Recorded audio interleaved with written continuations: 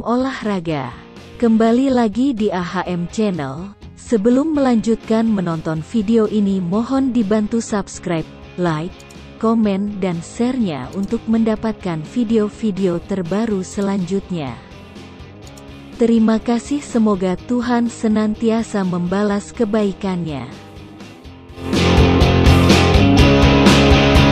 Bernardo Tavares sebagai peracik strategi, mampu memberikan sebuah perubahan saat timnya tertinggal 0-1 dari Tampines Rovers di pertandingan kedua Piala AFC Cup hingga berbalik menang 3-1. Saat di ruang ganti, Bernardo tak henti-hentinya menyemangati para pemainnya. Bahkan ia ikut berteriak "Ewako". Salah satu ditekankan adalah bermain harus percaya diri, jangan lakukan kesalahan. Pada turun minum kami tertinggal 0-1.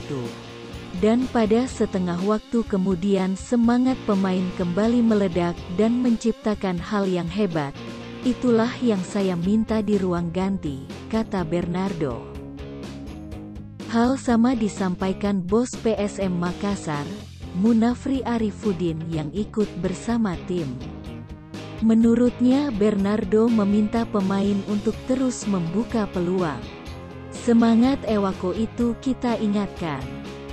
Bahwa kita semua di sini harus menunjukkan semangat juang Ewako dari Makassar. Ini bukan nama klub saja, tapi ini nama negara Indonesia. Akhirnya kita bisa menang di babak kedua, tukasnya. Everton bahkan langsung mencetak sepasang gol sekaligus membawa pasukan Ramang unggul 3-1 atas Tampines Rovers di Stadion Kuala Lumpur City.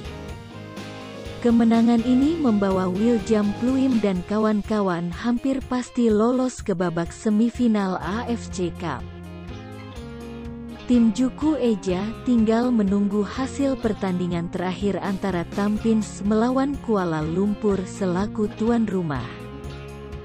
Jika hasil pertandingan antara Tampines melawan Kuala Lumpur berakhir imbang atau Kuala Lumpur menang dengan selisih 1 gol, maka pasukan Ramang dipastikan lolos dengan status juara grup.